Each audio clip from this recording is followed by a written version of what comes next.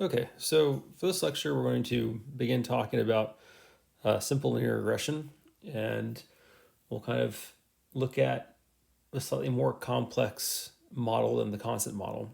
But before we dive into that, let's go through and recap this idea of center and spread and how the constant model and the loss functions that we were looking at during the last couple of lectures relate to center and spread. And then we'll begin by talking about the simple linear regression model, and then try and minimize mean squared error for the simple linear model. Okay, so with center and spread, remember that we had this idea of an H star, which is the minimum value that we could put in to our function R of H star, which gives us the kind of minimum for the constant model. And that's the minimum where the loss function is minimized.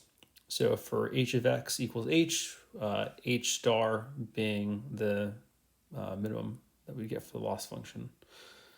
And that h star itself represents some center of our data set. And that center is largely dependent upon, or perhaps completely dependent upon, the mean or the median or the mode, and that was based on whatever loss function that we chose, mean squared error, mean absolute error, or 0, 1 loss. Once we have our H star, we could put it back into our loss function, and that would give us the spread or the variance of the data set, and that variance kind of depends upon whether we chose mean squared error or mean absolute error or the 0, 1 loss. So this is kind of like the relationship between H star and the loss functions. And this is how we kind of understand better what the spread and or the variance in the center of our data set is.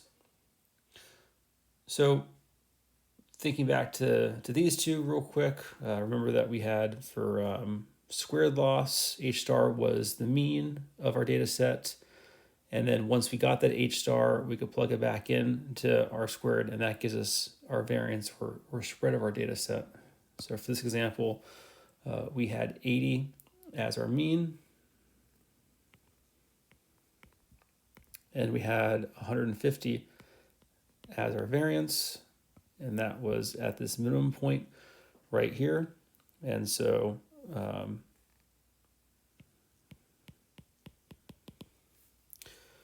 what this is really telling us is that this loss function, its mean is at 80, and then the variance on the y-axis we get from that is 150. And of course, the lower the variance, the more sort of grouped together our data set is, and the higher the variance, the more spread we have. Okay, so this is also the, let's draw mean and the variance. And same thing for the absolute loss. We had, this was at 85, I believe, and about 9.9 for the spread of mean absolute loss, which is this idea called mean absolute deviation. So here we had the median and mean absolute deviation. And mean absolute deviation is just another way of saying kind of how far from the median on average is our data set. So that'd be a good thing to write down.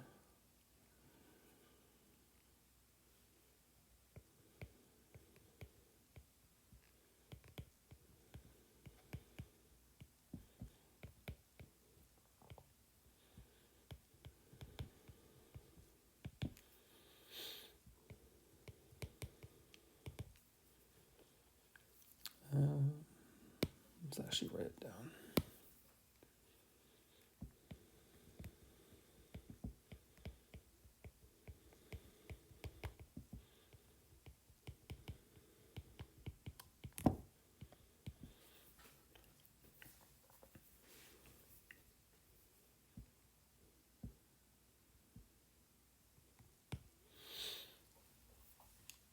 Okay, so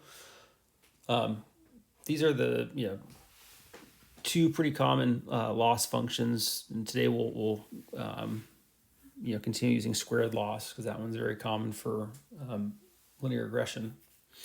But let's really quickly also talk about the 0-1 loss, which we saw as sort of this idea of this like if-else statement for 0 or 1s, depending upon whether the prediction that you had, this H, was equal or not equal to one of your data points. And then you just sum up the 0 and 1s, and wherever you had the most amount, or I'm sorry, the least amount for doing a loss function would give you your mode. And so this is another way of thinking about the center of our data set along with the spread, which would be equal to the proportion of values that are not equal to the mode of the data sets. So would be, we can highlight that. In this case, plugging H star back into R of 0, 1 would be the proportion of data points not equal to the mode. So this is essentially our way of understanding the spread of the data set for the 0-1 loss. And so the mode being the most common value, and that mode would be the center, and then the spread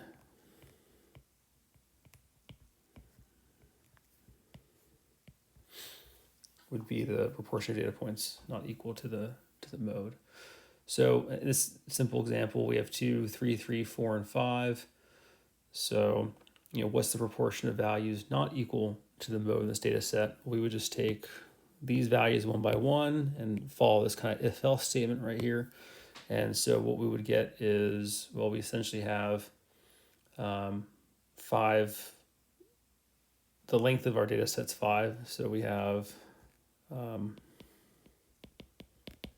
5 points or 5 yi's. And we would look at the mode in this case, which would be 3, since we have 2 3s and only 1 2, 1 4, and 1 5. So the 3s here would be our mode. So we'd have 2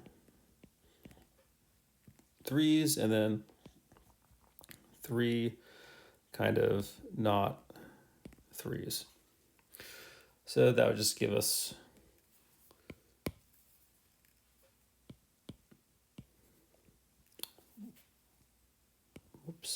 3/5, which this 3/5 is in a sense the quantifiable measure of our spread.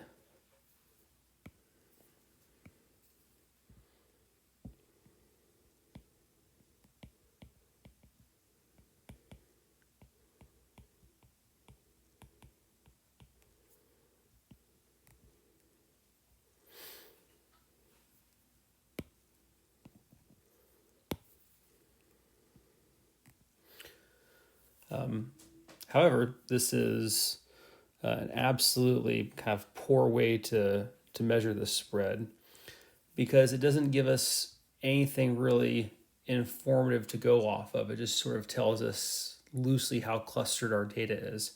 With mean squared loss, we were able to sum up the Euclidean distances between all points in the data set to what wound up becoming the mean of our data set. And then on the left and right side of the mean, those Euclidean distances sort of cancel each other out and summed up to 0. And so that has a nice way of kind of describing the spread.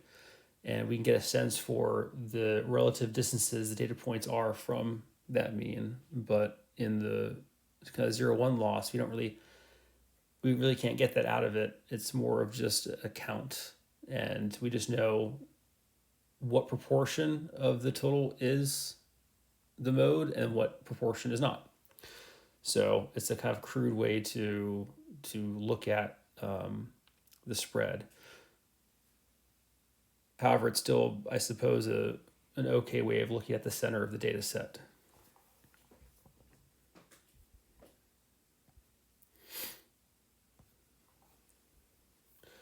So, what we kind of learned from this is the types of loss functions that we choose. Three of them, which are pretty, practical, some a little bit more than others. The most practical being mean squared error, followed by mean absolute error, and then 0, 1 loss, and then sort of the theoretical infinity loss that we looked at, which doesn't really have a practical application or use case. These sort of showed us different ways that we can kind of capture and understand the center and spread of our data set and quantify it and use that quantification in terms of prediction. Remember, in this case, we were just predicting one value, which is the constant value. So no matter what we chose for h, once we've minimized it, we're going to always choose that h. So h star becomes our prediction, which is the center of the data set. And that's a very kind of crude way of making a prediction, but it's also a very nice baseline to have because it's very simple to calculate these things. And it allows us to have some sort of baseline to go off of because, quite frankly, if the goal of the loss function, once we get to more complex models and to more sophisticated, perhaps, data, is to have some sort of prediction that's better than the variance. If we can't do that, then no matter what model we have, we might as well just go with the constant model because the constant model predicts, at least as good as the variance. So if we can't do better than variance, then we really haven't done anything. So this is why we start off with these ideas of trying to understand how the center and spread fits into this predictive modeling idea using loss functions. And they're a nice way to think about descriptive statistics and have descriptive statistics perhaps be a little bit more meaningful than just the mean of a data set and the median and the mode for some attributes in a data set. But they allow us to view these ideas of descriptive statistics in terms of like baseline predictions, which with no other information and no better attempt at modeling as a baseline is perfectly reasonable to choose that. So this is this point now where we begin to move away from the constant model and we want to begin getting to something that's a little bit more complex, simple linear regression. So what this means is that we're going to begin thinking about our predictions in terms of features or variables or attributes, depending on what context you're talking about. But before we just had one dimension of data, h, and that data, h star, or that the h star that we wind up using as our prediction was also the same thing as our parameter. So in the constant model, that's very simple. Moving towards simple linear regression, we're still going to have only one input variable to make predictions, but that input variable is no longer going to be also the parameter that we learn. It's going to be just the input, and then we're going to determine some parameters from that, and those parameters are going to make up our model that we can then use for predictions. So this is where things get a little slightly more complicated, but we're still only dealing with one input variable. We're not going to deal with multiple input variables like we will in regular linear regression. So we'll do that a little bit later. That math gets a little more complicated, but this is what we'll be working on coming up next. Okay, let's dive into simple linear regression. So far, again, we've been working with the idea of this constant model. So we have our hypothesis function, and from it, we're going to predict some h, and we use loss functions to minimize and find H star, which is the best possible prediction we can make based on some loss function. So one last time, that's where we have this, maybe given whatever our home departure time is, we're always going to guess, let's say 70.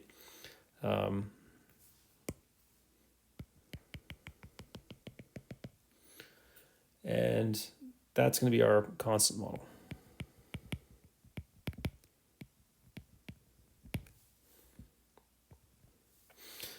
But now, instead of predicting a constant h, we're going to be doing something called simple linear regression.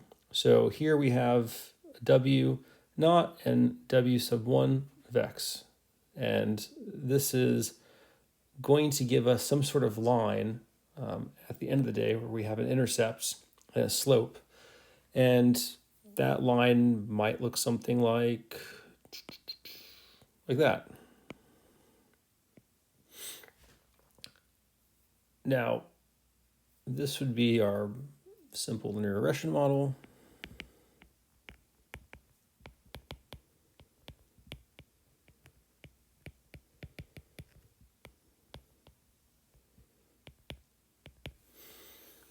And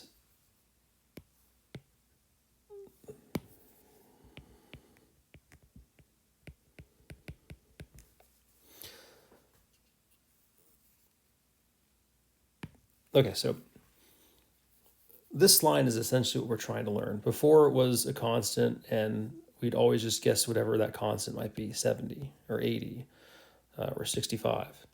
Now we have an intercept, so presumably some place where it intercepts the y-axis, and then some sort of slope, which, defines the line.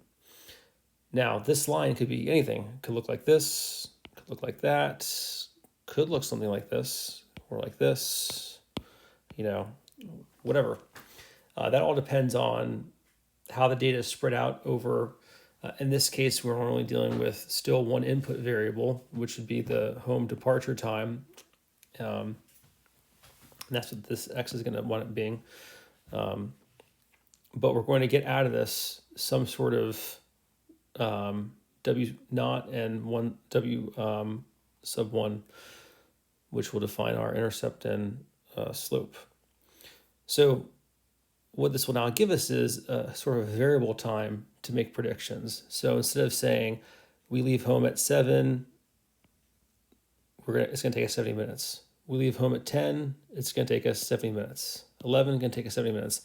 Now we can say, okay, we leave home at 9, 70 minutes. We leave home at 7, it's going to take us 100 minutes. We leave home at 8:30, it's going to take us, about 75 minutes to get there. So this simple linear regression model winds up being a slightly more complex model than the constant model, because now we're able to make variable predictions based on whatever our input attribute or input feature might be. And that's the home departure time.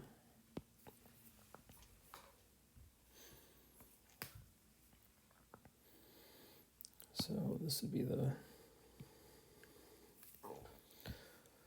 Okay, so this whole idea about a hypothesis function and parameters is key here. What we have is these are, constant. These are essentially models, right? H of x equals 170 minus 11x. H of x equals negative 14 plus 12x. And these models define some sort of line.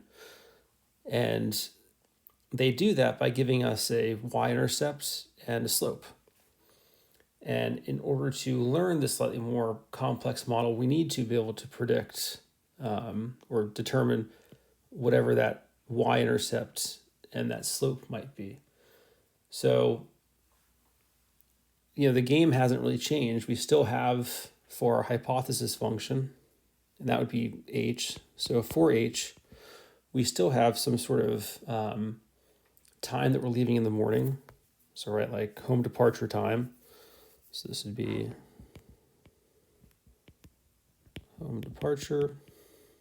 time, and our output is still going to be however long that trip is going to take to get to work. So this is still going to be time in minutes, which is another way to say our predicted commute time in minutes. So that's we're still doing the same exact thing. It's just now we're trying to predict a variable. We're trying to make variable predictions based on whatever the input is. So let's go.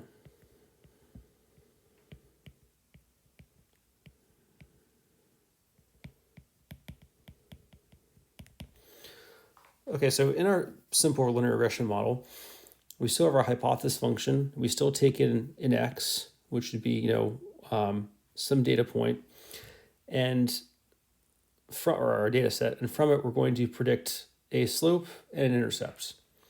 Now, the way to read this, most people say might say w sub 0 plus 1 sub 0 or plus w sub 1 times x, though this is pronounced usually w naught. So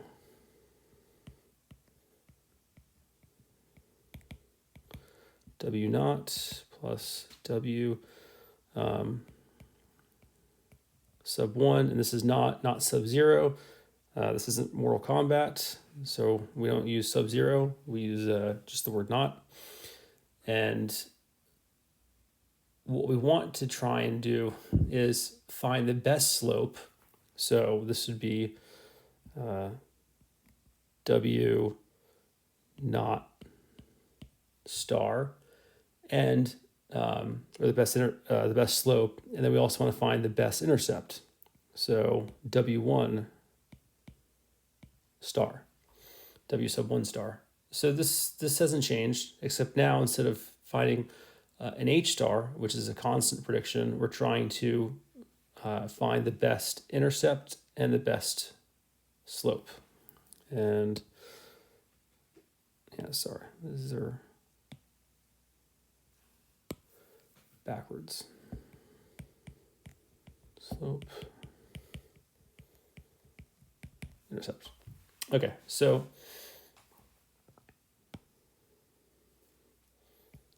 slope.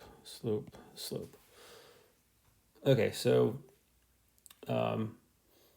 what does this look like? So here we have, for example, our hypothesis function equals 170 minus 11x. So in this case, w naught equals 170, and w sub 1 slope equals negative 11. The same would be true for this one. W naught equals negative 14, and w sub 1 equals 12. So, for example, if we took, I don't know, for this one right here, how would this work? Well, we would have, let's say we want our h to be 10, then that would equal 170 minus 11 times 10. And if we wanted to do this, it would not be very difficult. It's just simple arithmetic. So it'd be 11 times 10, which would be 110. And that's 170 minus 110, which is going to give us 60.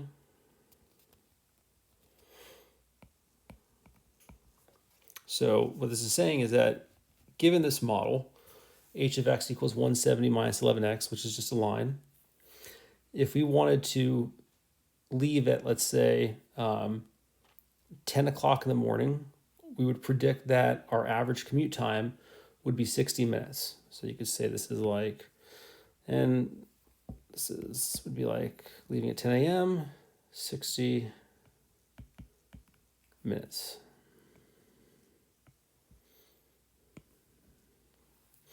So this is what it's really saying. Our model has two parameters, W naught and W sub 1. These two parameters must be learned from the data set and with a loss function. And our loss function is going to give us the two best values for the parameters W naught and W sub 1. Because remember,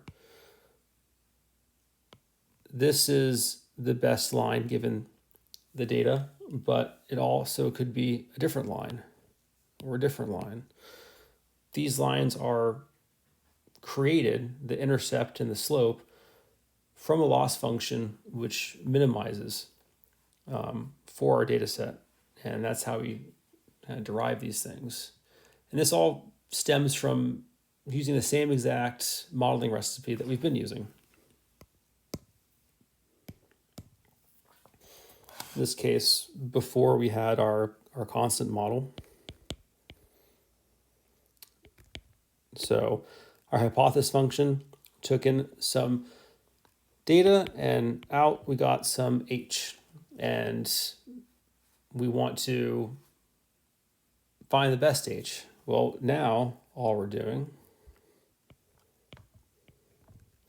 is we have the same hypothesis function with h.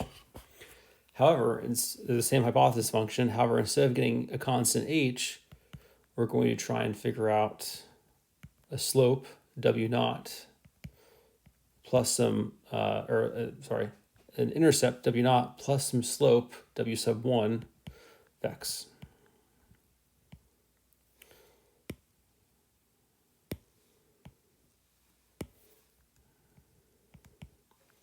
Of x. So this is what we care about. And now this is the model that we're trying to optimize. We're going to again choose a loss function. This could be squared loss or absolute loss. Again, looking at a squared loss, we can write it as yi,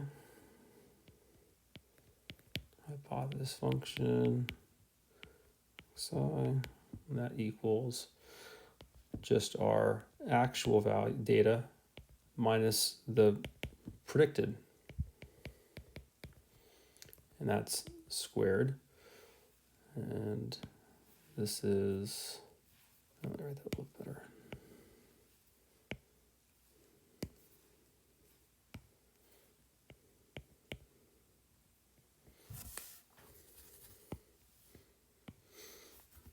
Y sub I.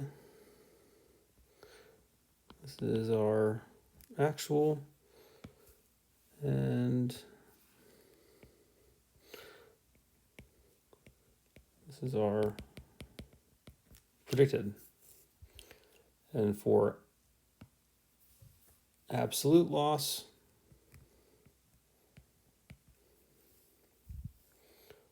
we write that as yi h of x y equals the absolute value of yi minus h x I. And then these things need to be minimized. So do that minimization, and what we get is r squared h. It's summing over all of them, or yi minus h xi squared, and the same thing for absolute h 1 over n, sum for all n equals 1, absolute y sub I minus h of x I. And when we think about what's happening, fundamentally the thing that we're changing is really what's going on in here, right? So before we had this simple idea of a model which is what our prediction is. And now we have something a little bit more complex. Instead of one constant value, we have two things that we're trying to find out and optimize for. W naught plus W sub 1, or the intercept plus a slope. So all of this stuff, it's all pretty much stayed the same. The only thing we're doing is we're changing what's going on right in here in this little predicted area. I guess you say that we're changing that for all of these. This part right here is, for the most part, interchangeable. It's whatever model we want to put in there. So another way that we could probably write it that makes a little bit more sense is to take out the hypothesis function of x sub I and what we have here, and to kind of plug in the actual thing that we're trying to predict. So we can, let's see, I don't want to draw that. Let me just put a mark down. So again, this is the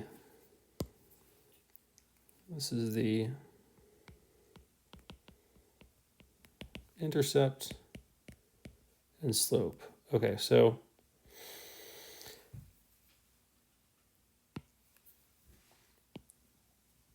for this entire loss function, the only things that aren't set in stone, the things that we're able to change and we're trying to figure out, are the intercept and the slope, right? So we already know how much data we have. We already have our y sub i's, and we also have our x sub i's. Those are the things that we get. The stuff that we're able to change and try and optimize for with the loss function is the intercept and the slope. So those are the two parameters that we're hoping to minimize.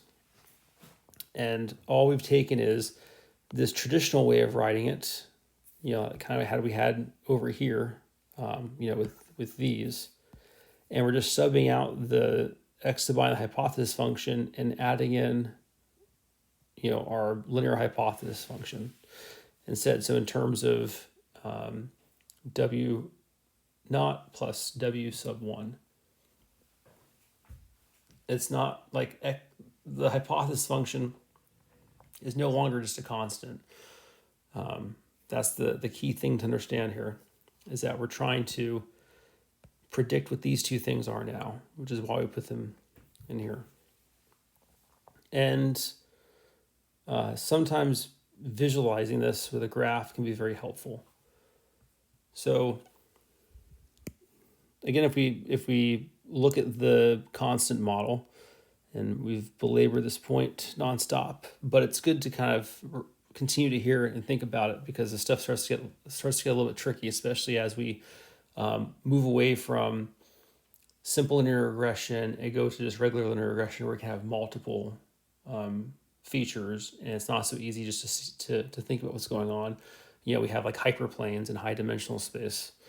This is kind of like a good setup for this. So here, remember this vertex for the constant model, where we had just let me write this a little better. We had the mean and variance.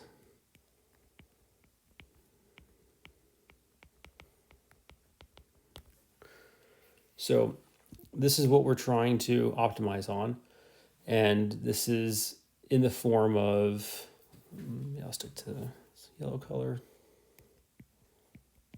So r squared h, and we're going to take the average of the sum for yi minus h. We'll square that. So this was the original setup that we had. Now, instead of having just a single constant h, we have the intercept w naught and the slope. So this just gets rewritten slightly, and it becomes, I will use, the green slope. Yeah, that's fine. So now we have, for r squared W naught and W sub 1. So those are the two variables that we can kind of vary and change.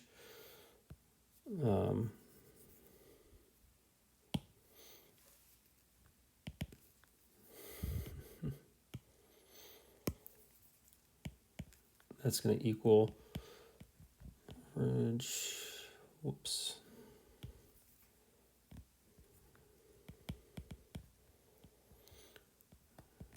I minus, again, this is all the same. This is the only thing that we're changing here is we're adding the W naught plus the W sub 1 times X sub I squared. So it's just this part that has changed. And what we're trying to do is, just like we found the bottom of this bowl right here, we optimize at this vertex, this minimum point. We're trying to find the minimum point of this surface right here. So where this was, just a parabola that we were looking at on a line, this one now is this kind of lost surface, and this lost surface that we're trying to find is the minimum point, somewhere around here where this is the optimal W naught star and W sub 1 star. So that's the optimum point right there.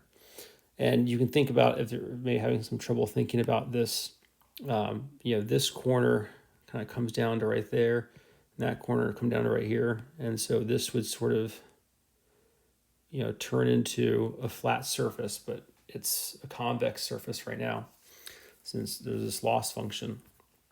And with this loss surface, when I say surface, I mean this entire thing right here. This loss surface is essentially all possible combinations of what W naught and W sub 1 could be. And it just happens that this point right here is the point that minimizes W naught and W sub 1.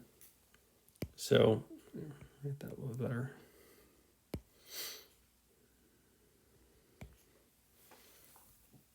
So that's what we're trying to find. And we will go forward and try and minimize mean squared error for this simple linear model. Okay, let's go ahead and start by looking at how we minimize mean squared error for a simple linear model. So remember, we have this equation now where we have two unknowns, W naught and W sub 1, and we're trying to solve for those two variables. And the way we're going to minimize this function is we're going to take the partial derivative with respect to each variable, and we'll set the partial derivatives equal to 0, and then we'll solve for the resulting system of equations. And this is very similar to what we've done before, where we took the derivative, for example, mean squared loss, and set that equal to 0 to solve for it. And this time we'll also ensure that we found a minimum, and rather than a maximum or a saddle point, which of course that would be like, for example, what we want is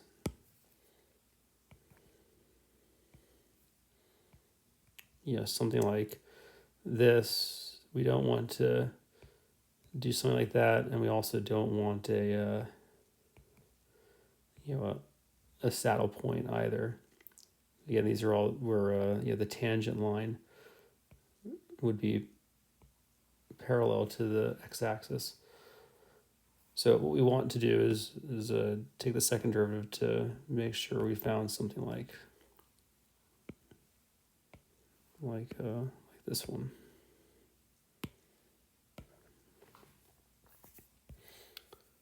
Okay, so let's work through a really quick example just to sort of see the mechanism that we'll be using. And this is very simple, but just to kind of perhaps jog your memories a little bit.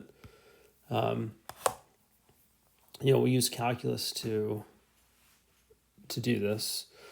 So for this function f of xy equals x squared minus 8x plus y squared plus 6y minus 7, what we'll do is we'll look at the function f of x and f of y, and we'll find the partial derivatives with respect to each of these variables. So this would be f of x equals partial derivative with respect to x, and that's just going to equal, so we have x squared minus 8x, so that will be 2x minus 8, and same thing with the f of y, and this will equal the partial derivative with respect to y, that's going to be y squared plus 6y, so again just 2y plus 6, and then we'll set both of these equal to 0. So in this case, this will be 2x minus 8 equals 0, which gives us x equals 4, and this one will be 2y plus 6 equals 0, or y equals -3. And so we say that, for this equation, it is minimized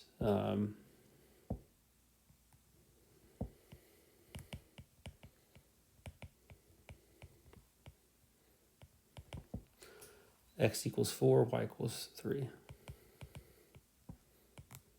Y equals -3. So this is not maybe another interesting way that we can solve this actually, though we'll be using calculus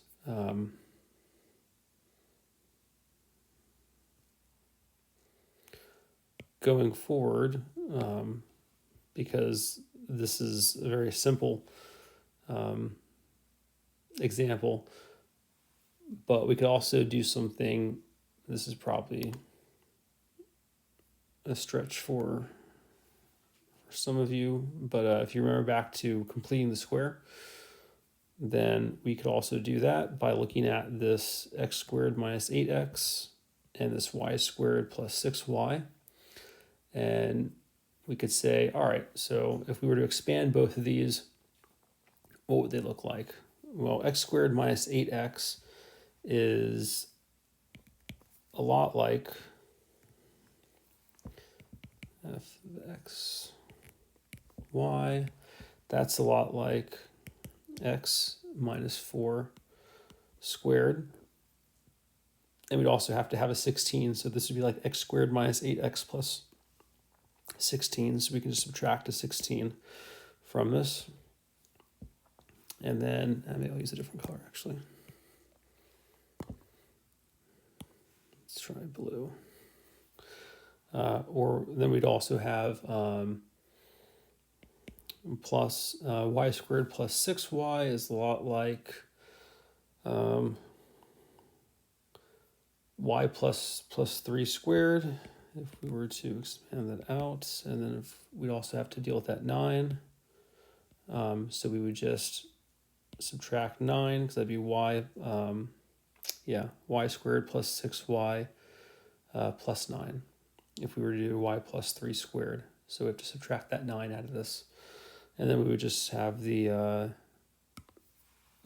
minus 7. Let me write this.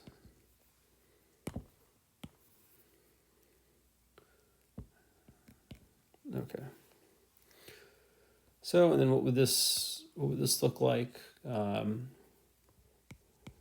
We would say negative 16 minus 9 minus 7, so it'd be negative 32. So this would just be x minus 4 squared plus y plus 3 squared minus 32. And since x, so actually in both these cases, x minus 4 squared as well as y plus 3 squared, no matter what number we put into either x or y, it's going to be a positive number always because of the square. So the way to minimize both of these would be just to make them go to 0. So x minus 4 squared going to 0 would be just 4 minus 4 squared. So that would be 4 minus 4 squared plus same thing here, 3, negative 3 plus 3 squared minus 32. So we could also say that this is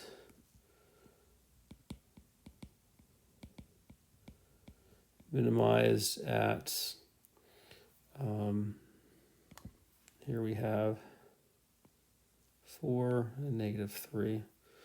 So at x equals 4, y equals negative 3, and you could also add in that negative 32, which would just be the shift. So this would be 4, negative 3, 32. Okay. Just another interesting way to solve it, but this is what we're going to be doing. Partial derivatives and set them equal to 0 and solving for the systems of equations.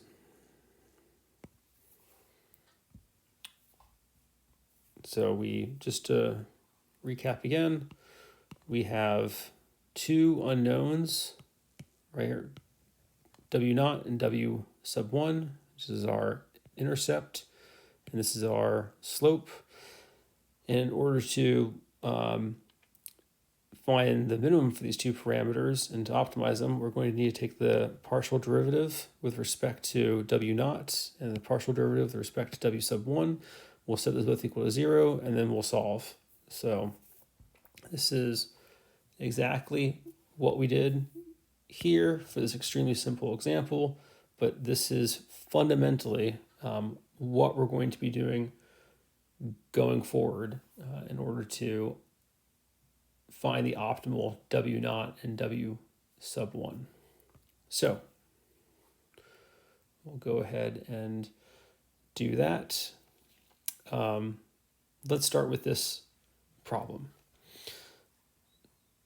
So we need to determine the partial derivative for W0 as well as W sub 1. So let's start out with W0. Which of the following, A, B, C, or D is equal to W0? Take a moment, pause, and then we'll come back. In a few seconds, I'll come back and continue. But pause the video here and try and figure this out. Okay, so if you remember back to the mean squared error when we were differentiating with the squared, we're going to have at some point 2 over n, so can't be either of these. This is the only that makes sense. The only thing we're going to have to determine is which one of these is correct. So let's go figure it out, and really, both of these will wind up being correct when we do both partial derivatives, but only one will be correct with the partial derivative with respect to W0. So let's start with the one for the partial derivative with respect to W0. For this, we can just simply use the power and chain rule, and we'll go ahead and, whenever something is squared, and you take the derivative of it, it will become 2 times something times the derivative.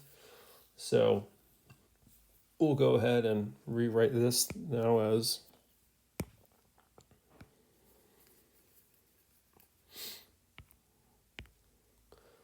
one over n sum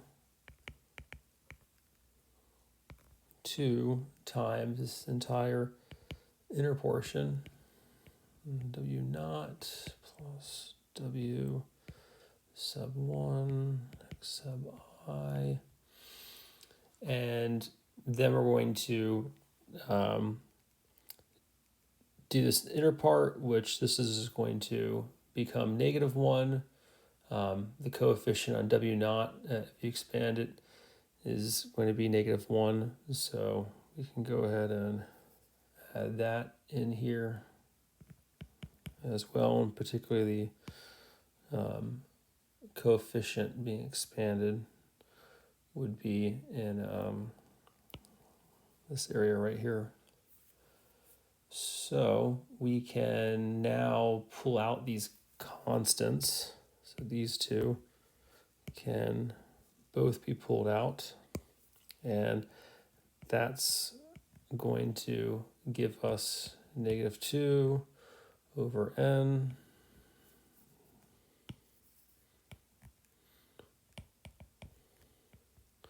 times the sum yi, this whole inner part, w naught plus w sub 1 x I. And so this will be our complete solution. Let me actually write this a little bit neater. So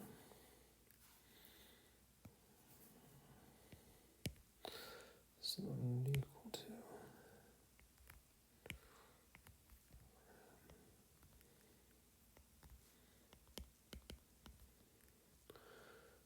one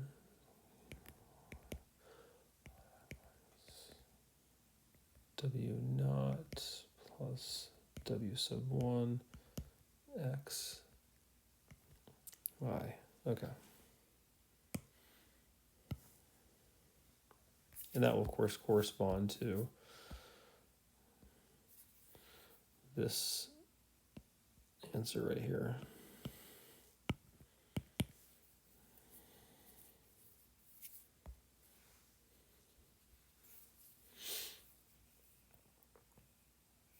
Okay, so pretty much going to be the same operation when we take the partial derivative with respect to w sub 1. In this case, it will be a negative x sub I, which will be the coefficient on the partial with the partial derivative being taken with respect to the variable w sub 1. So when we do that expansion, we'll just get the negative x sub I. So let's go ahead and do this one. So this, again, same operation, will be 1 over n. I equals 1.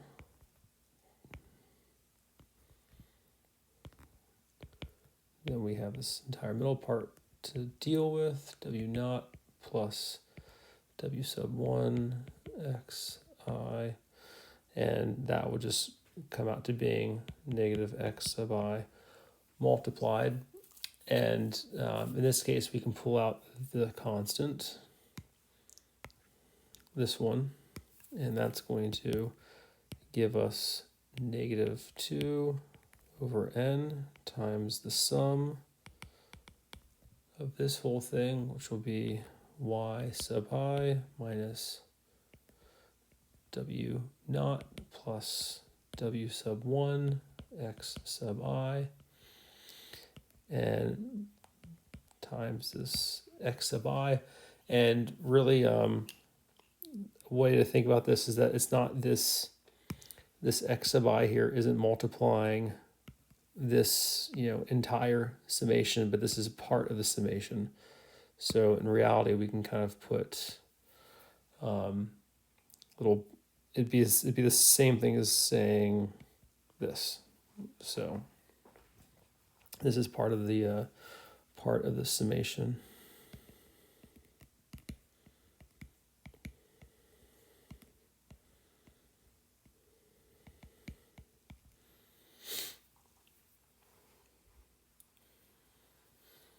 And this, again, this xi that we get here comes from the coefficient on w sub 1 when we expand. So this is how we kind of start this out when we take the partial derivatives with respect to the two unknown variables. And the strategy that we've employed here is to take these partial derivatives, and now we're going to set each of these equal to 0. And when we do that, we're going to get the, so when we look at this one, we're going to get the best intercept, right? So this is what we're finding. And once we find that W naught star, we can take what that intercept is and we can plug it into this equation and then solve for minimizing W sub 1, which will be the slope. So then we'll get W sub 1 star, which will be the best slope. And once we have those two things, then we can find out where on this plot that minimum vertex is for this loss curve. Well, that's not a loss curve, but this loss surface. Actually, let me write that down.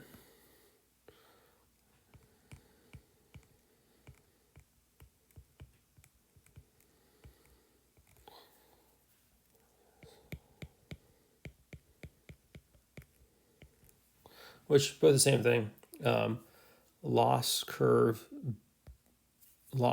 being typical for these type of parabolas, and then loss surface when we're talking about a three-dimensional object or a higher dimensional object. Okay, so that's our general strategy for solving things. Again, this first one right here is the partial derivative with respect to W naught.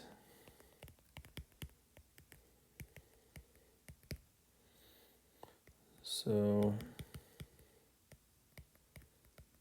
respect to W naught, and then this thing is the same thing with respect to W sub 1. So that's, I'll be lazy. Let's write it out. So partial derivative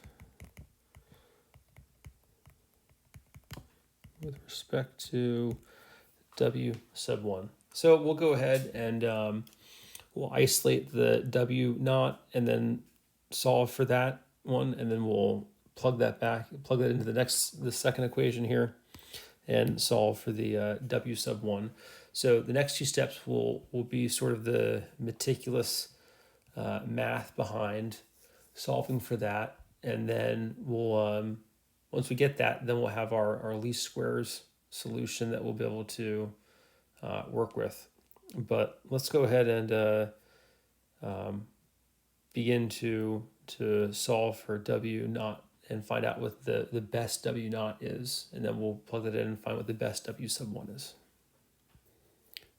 Okay, so let's go ahead now and solve for W naught star, which the solution of this is going to wind up being an equation, but just so that we're on the same page, our main goal here is to isolate this W0, or this W naught. So we want to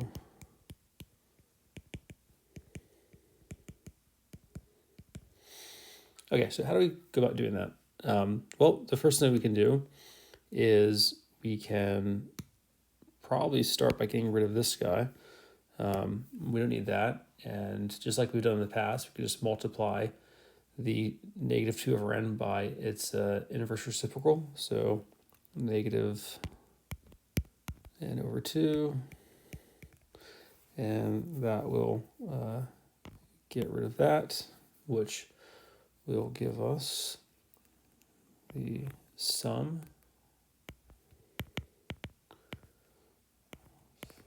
I sub I, and then we're going to have W naught plus W sub 1 x sub I equals 0.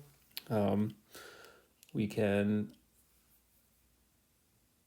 probably next distribute this minus sign right here and expand out this these parentheses, this parenthesis. So that will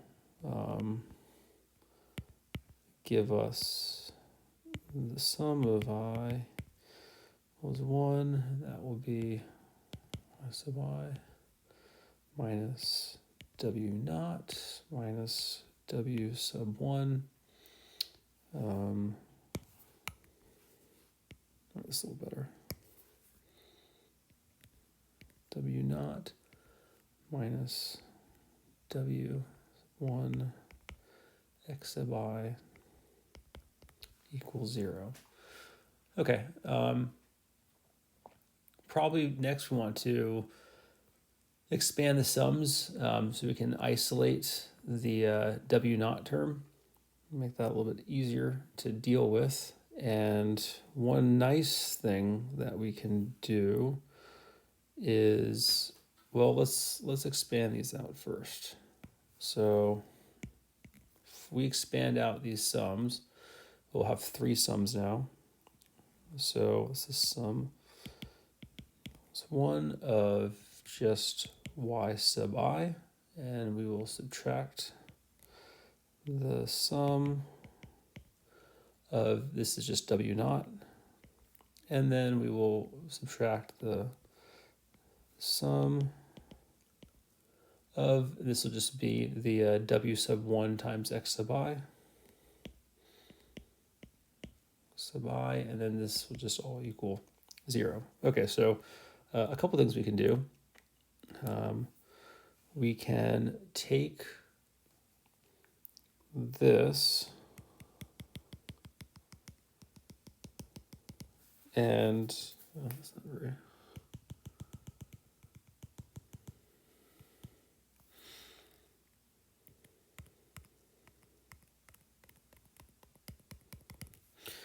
and the sum of this W naught, which is just constant, we can rewrite that as the sum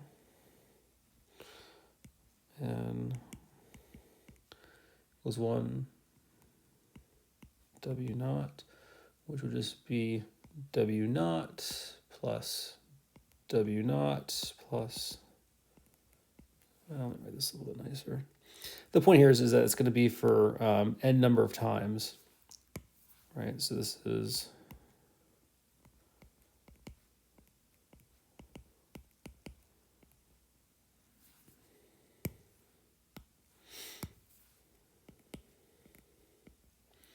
and because of that, we can just simplify this as being n times W naught. So this is what we will,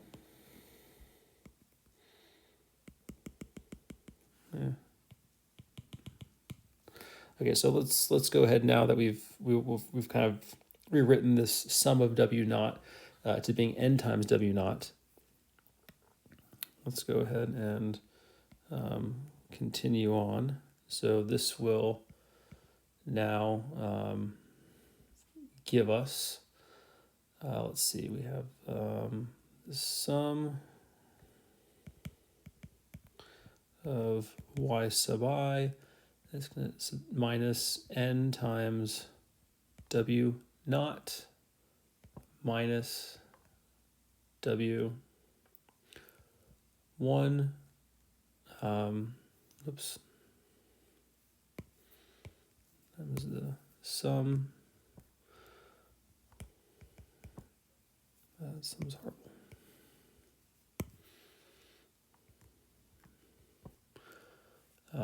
Times, or the sum of W sub 1 x sub I equals 0. This W sub 1 right here is just a constant, and it's got really nothing to do with this, so we can actually pull that term out and rewrite this as sum of 1 for y sub I minus n W naught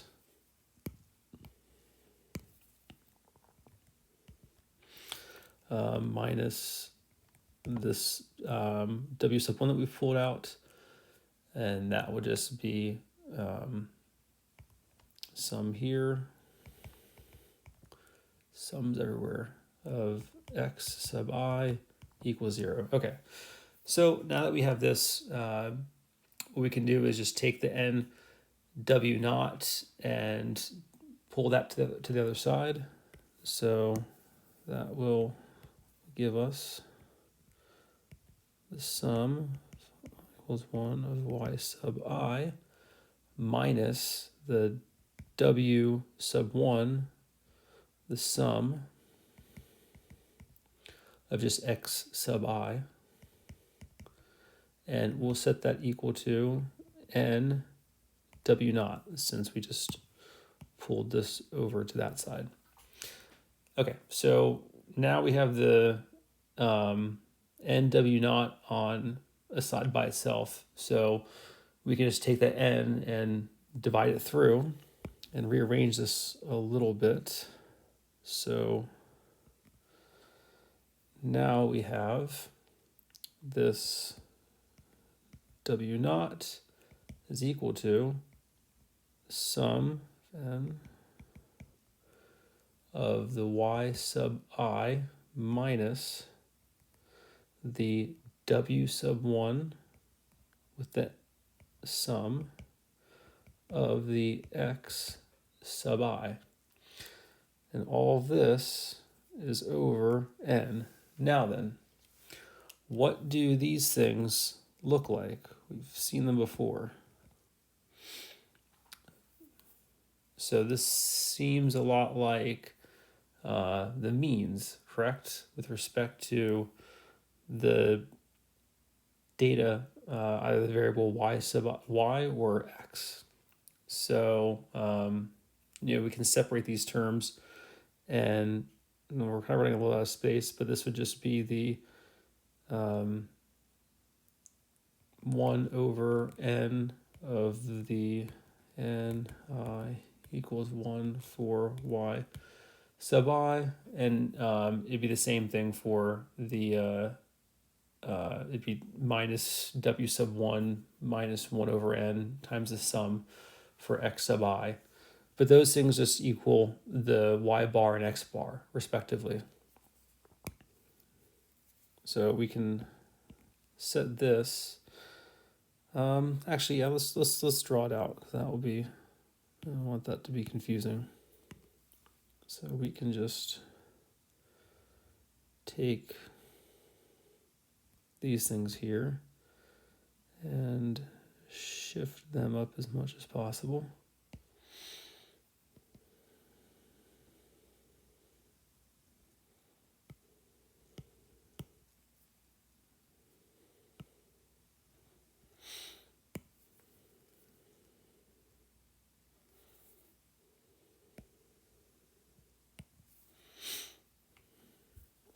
All right, so we got a little bit of room back. Okay, so let's go ahead and do these in purple. And actually, I can do them right next to it. Let me move.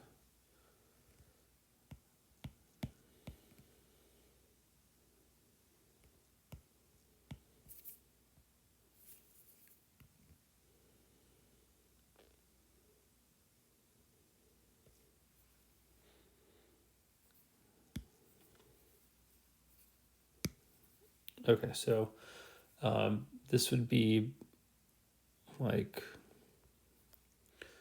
1 over n times the sum of y sub I and minus w sub 1 minus 1 over n sum for the x sub I. So that's what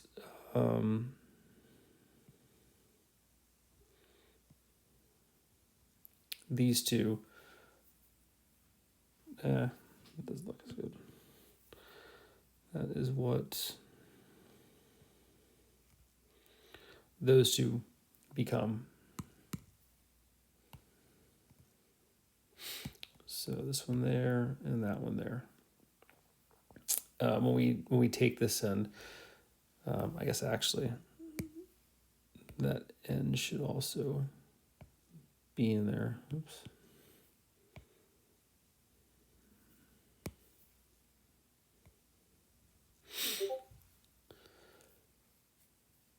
And in order to simplify this a little further, again, these are just y bar and x bar. We can rewrite this as w naught, and now this is w naught star, equals y bar minus w sub 1 star x bar.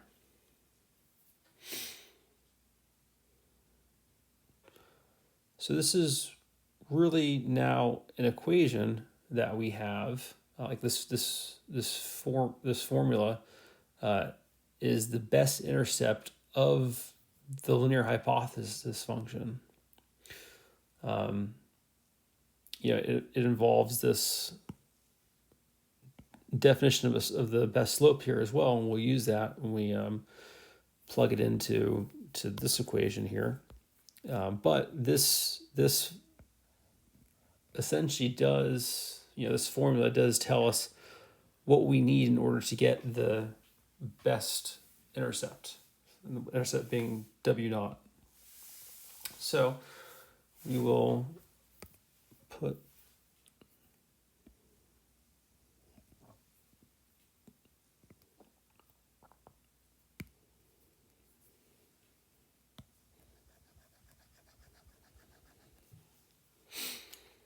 okay.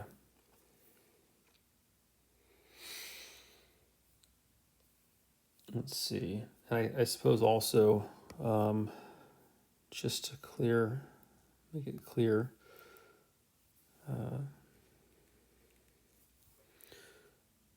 this right here and that right there, that's y bar and that's x bar. So that's where those things come from.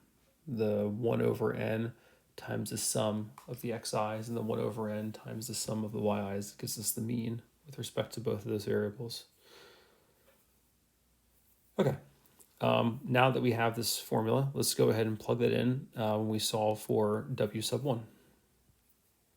Okay, now that we have this formula, let's go ahead and start on this one.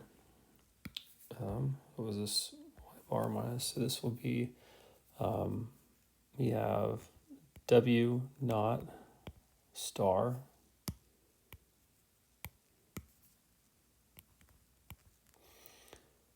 equals y bar minus w sub 1 star x bar. And again, just like before, our goal is to isolate this w1, w sub 1. In this case, it'll be star because we're minimizing. And that is our goal. So just like before, we can get rid of this guy. And we can also distribute the negative and clean that up a little bit. So we'll start, essentially, we're getting things into being, like this one. So let's go ahead and we will do, this will give us the, so bad.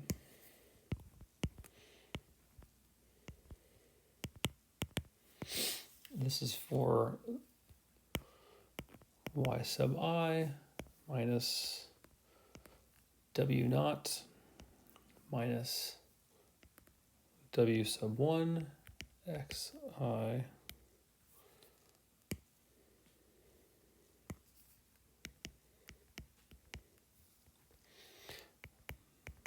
times xi equals 0.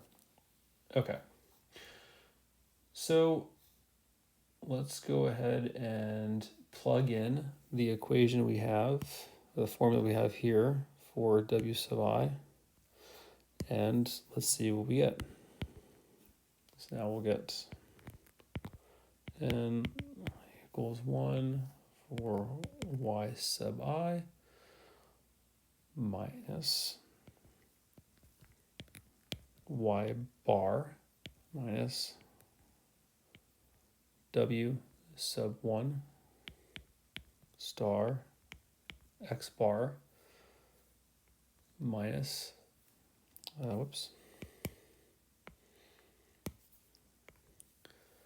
minus W star x sub I,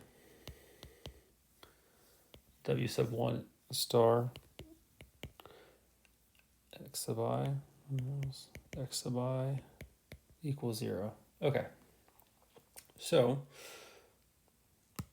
we're going to want to simplify things, and we're going to want to try and get the W sub 1 star onto one side. So that's going to involve some manipulation of terms, and then it's going to involve kind of splitting the sums up again and getting Y sub 1 star onto one side. And once we can do that, it's pretty easy. We just have to simple, probably just some simple division to isolate the Y sub 1 star. So yeah, let's go ahead and rearrange some of this stuff around, and then we'll isolate the W sub 1 star. So we have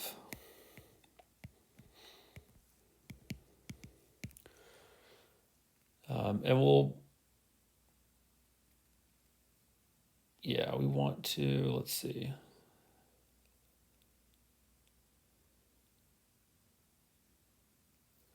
Yeah, we can take y sub I minus 1 bar. So we'll just take that, come on.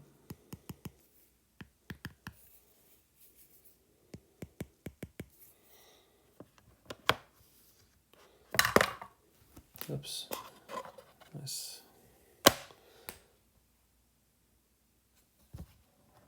Okay, reconnect my Apple Pencil.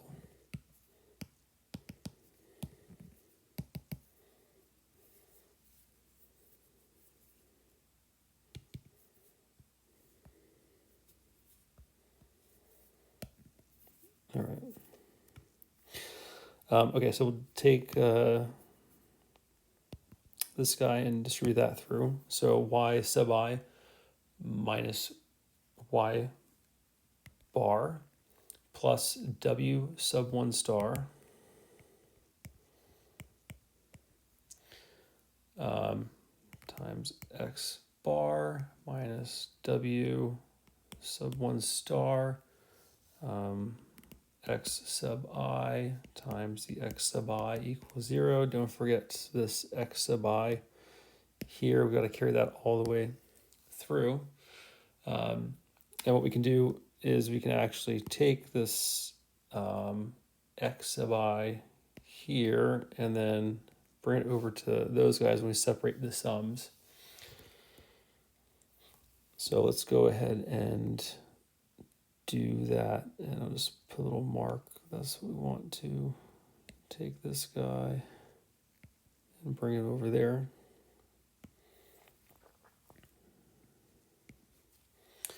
So this is going to be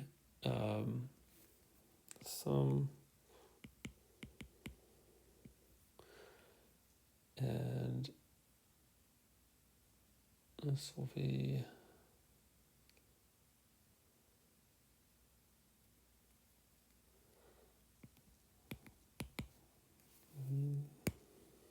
write that a little bit better. Y sub I minus y bar, and then this will be x sub I plus W 1 sub 1 star the sum, and this will be of x bar minus x sub I, let me see, x sub I equals 0. And okay, so we can also rewrite this a little bit, because here we have the y sub I minus y bar. I can probably write that a little bit nicer. Y sub I minus y bar. And this kind of follows the convention that we have, from going from kind of, in this case, mean minus value. We want to have things in terms of value minus mean, or the point or data set minus the mean. So we want to rewrite this as xi minus x bar. So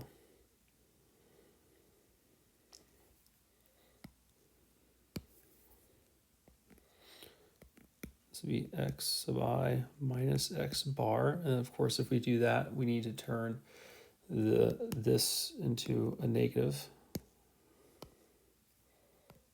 Oops.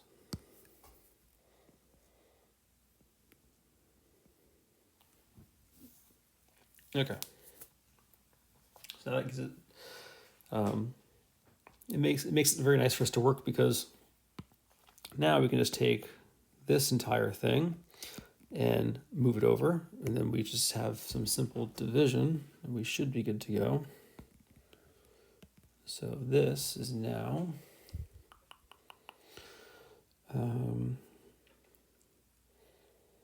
let's move the w onto, we'll do it on this side.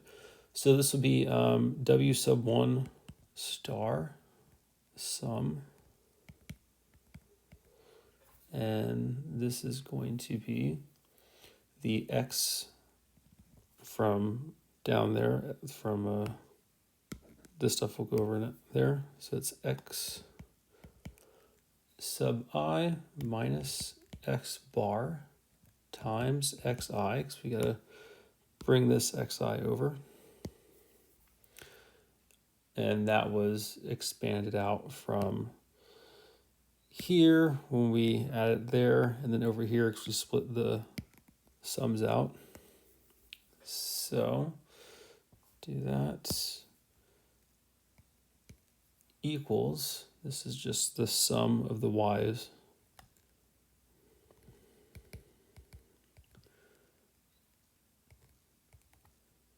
yi minus y bar, and just the xi.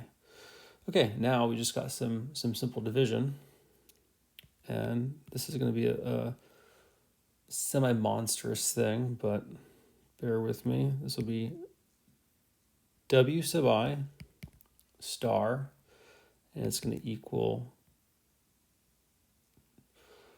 the sum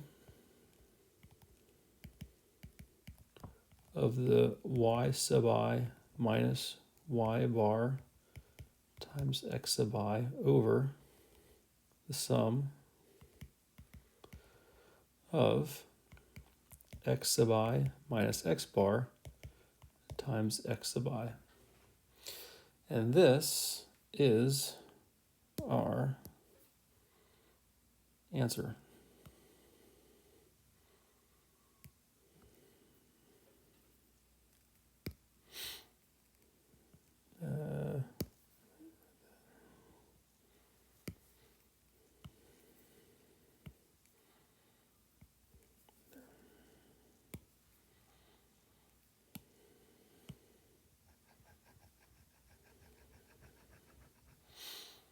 Okay. So yeah, this is, now we've solved for the minimization for w sub 1 star, and we now have a formula that we can use where we can determine what that optimal slope and intercept is, and we can now use that to make predictions. So this is what we'll go ahead and look at next. Okay, so what do we have now? Well, we know that we've essentially the smallest mean squared error because we use the squared loss function, and what this gives us is the best intercept and the best slope for this data set that we have. So we have the best line that we can make predictions with. And of course, this is just the sum of the values for both x and y from our data set. And this notation is not as common. So next thing we'll do is we'll rewrite this notation a little bit to be in a more common form and perhaps a form that you'd seen from doing linear regression in previous DSC classes like DSC10. And we'll show how that works. Okay, so what we want to do is rewrite W1 such that this thing equals this thing. And of course, this being what we had over here, which is what we derived from these steps. And we want to write this as an expression that's a little bit more common. And in order to do that, we're going to show that the left-hand side of the numerator is equal to the right-hand side of the numerator, and the left-hand side of the denominator is equal to the right-hand side of the denominator. And one of the, I guess the key idea here, the thing to really keep in mind, because this is what really makes this this work. So I'm going to write this down.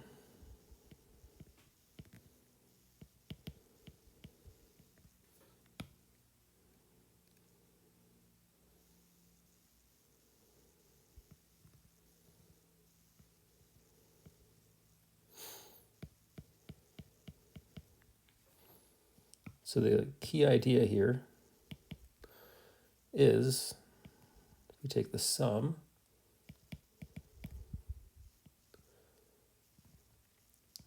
of our values minus x bar, which would be our mean,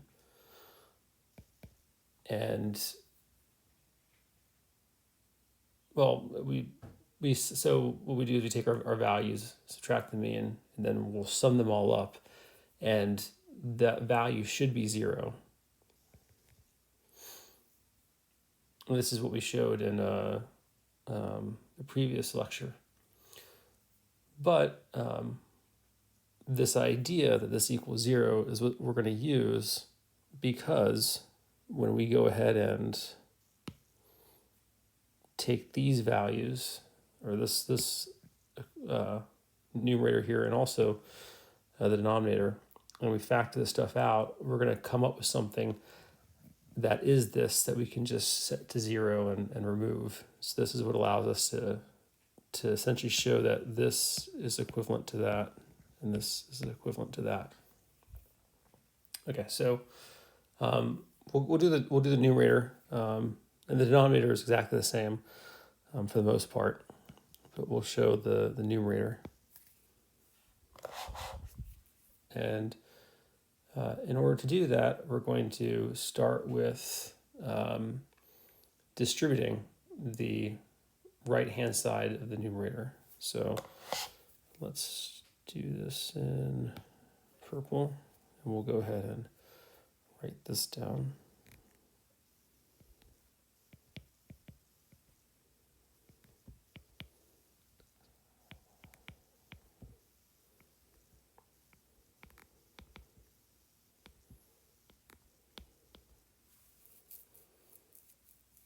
Okay. So we want to start by distributing and separating out the sums. So maybe I'll mark that.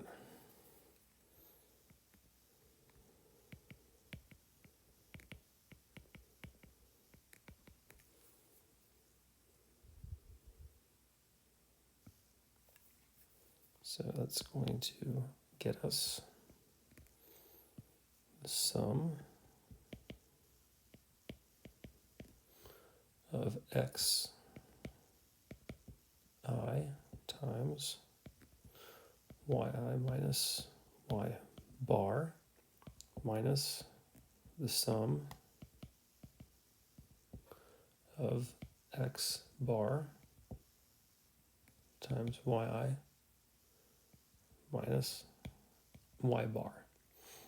Okay, so the key idea here is we want to essentially make this go away.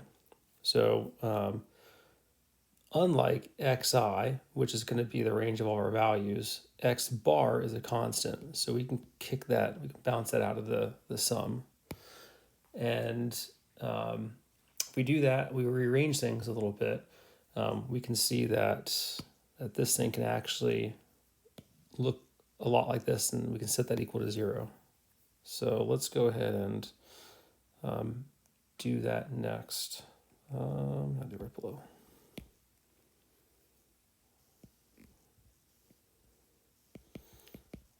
So we'll rearrange this a little bit to just be yi minus y bar times xi minus, and here we'll take that x bar constant out and multiply that to the sum of yi minus y bar.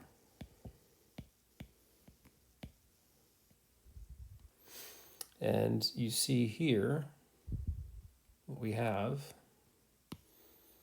the sum of xi minus x bar. We have here a sum of yi minus y bar, and that's just 0.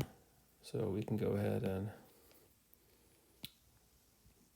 do that. And of course, once we have 0, we multiply that by this constant x bar. That'll just be 0 again. So that all goes away. And what we're left with is the sum. And the reason why we rewrote this or reordered it a little bit is because we want it to show that it's equal to the left-hand side of the numerator. So it'll be yi minus y bar times xi. And this thing right here looks a lot like this guy, right? I mean, it is that. So we've shown here that by distributing, rearranging things, pulling out a constant, setting this equal to 0, and then multiplying that through the x bar constant, which again is just 0, we wind up with this. And if we look at the denominator and doing the same process here, it is pretty much the same exact step. This is going to just, maybe just to put this down real quick, this we're going to turn into, this would be, let's see, essentially we're going to factor this out into xi minus x bar times xi minus x bar. And yeah, one of these will essentially become 0 because we'll pull out a factor, or the constant x bar like we did here. And then one of these will be left over because they're both going to be have the sum in front of them. And one of these will include x sub I. So it'll wind up looking just like this. So it'll be pretty much the same exact thing. But the key thing here is breaking this apart and then pulling the sums apart, and then using this to show that the right hand side is 0. Okay.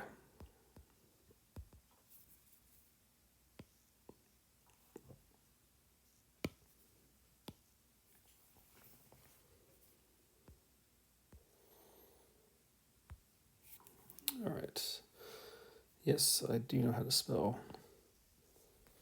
Maybe. All right. So let's see. Where does this leave us?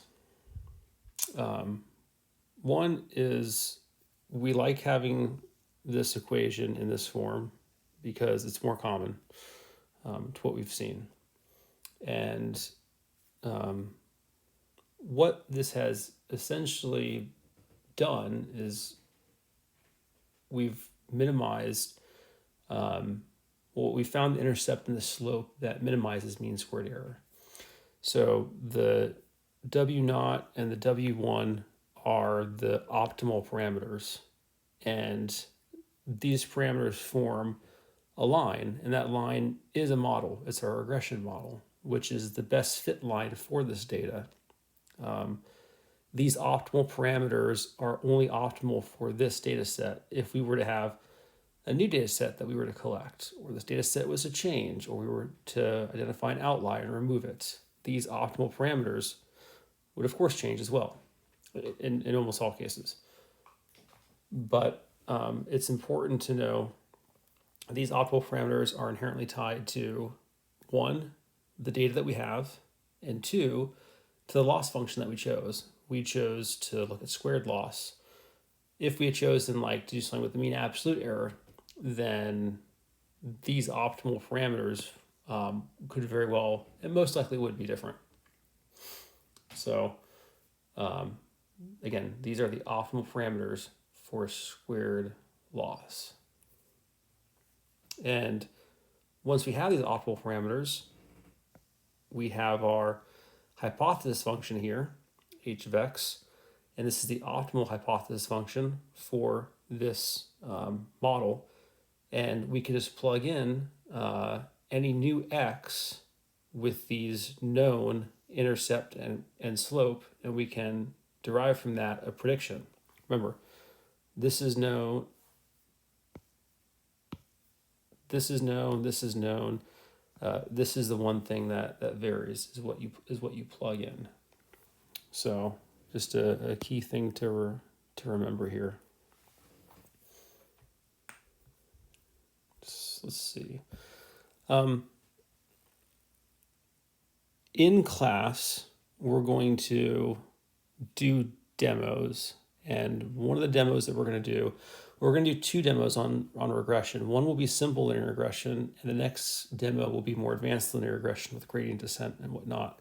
But the first demo that we'll do in class will be not necessarily looking at this, but it will be, so this link may not work, but it might. I'll have to think about how if I want to set that up with the computing resources at UCSD. Regardless, though, there will be a notebook that we'll use as a demo in class. We'll have a student and an instructor version of the notebook, and I'll make both of them available after class. But what we're going to do is we're going to try and write code to take the theory that we've learned and then build our own regression model without having to rely on using a library.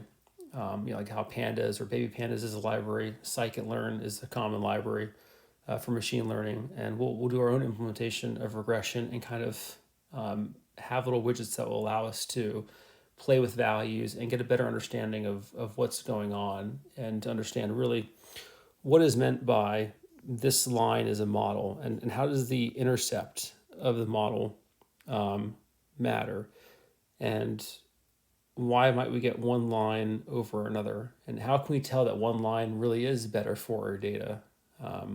With simple linear regression, where we just have these two basic parameters of y0 and y1, or y0 and y1, it's very simple, and there's not really a lot that can be done.